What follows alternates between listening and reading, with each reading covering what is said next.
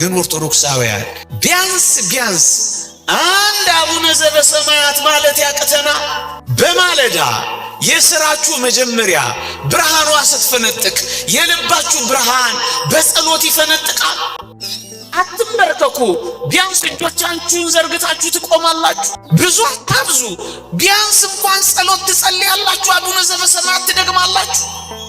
የተወደደው መድኃኒታችን ኦርቶዶክሳውያን ያስተማረን ጸሎት በጣም አጭር ጸሎት ናት።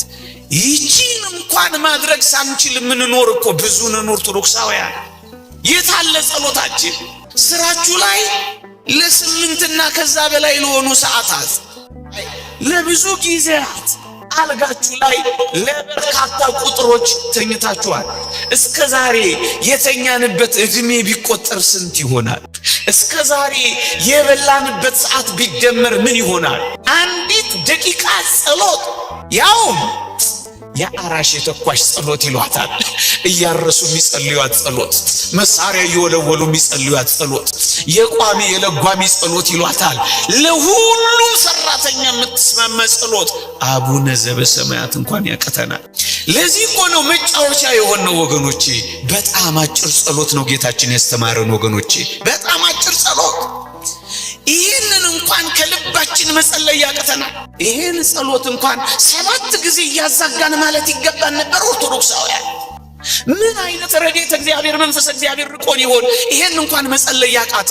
ሊቁ ዮሐንስ አፈወርቅ እንደሚለው በምሽት ክፍለ ጊዜ የአምላክህን ስም ለመጥራት ሆድህ እንዳይከብድህ ሆድህን በልኩ ሙላው ይላል። በጣም ስለምንበላ ይሆን የምሽት ጸሎት የከበደ? ብዙ የቲቪ ቻናሎቻችን ስለምንቀያየር የሰማይ ኔትወርካችንንና ቻናላችንን ዘግተነው ይሆን? ኦርቶዶክሳውያን እስኪ ወደ ልባችን መለስ። አንድ አቡነ ዘበሰማያት በሰላም ቅዱስ ገብርኤል ማለት ያቀተናል።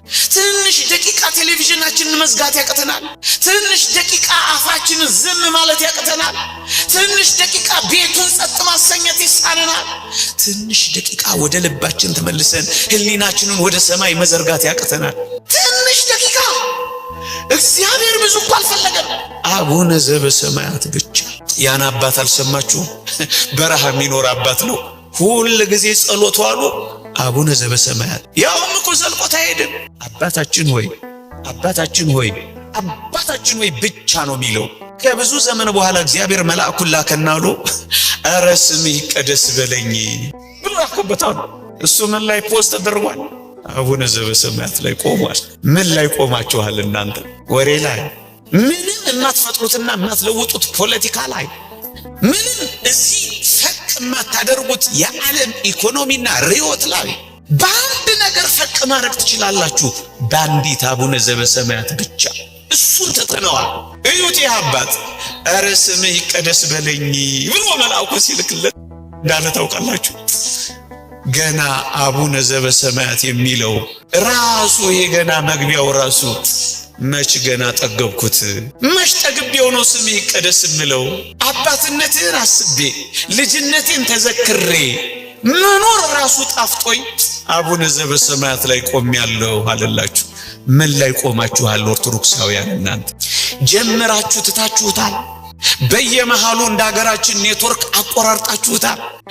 እንደው ከፍ ያለ ሱባኤ ሲመጣ ብቻ እንደው ሰው ስለገባ ጥልቅ ብላችኋል ወይስ በተስፋ ደስ ይበላችሁ፣ በመከራ ታገሱ፣ በጸሎት ጽኑ እንደተባላችሁ ጽኑ የሆነ የጸሎት ሕይወት በአቡነ ዘበሰማያት ብቻ ጀምራችኋል? ኦርቶዶክሳውያን የኛ አጀማመር እኮ ትንሽ ከበድ ይላል።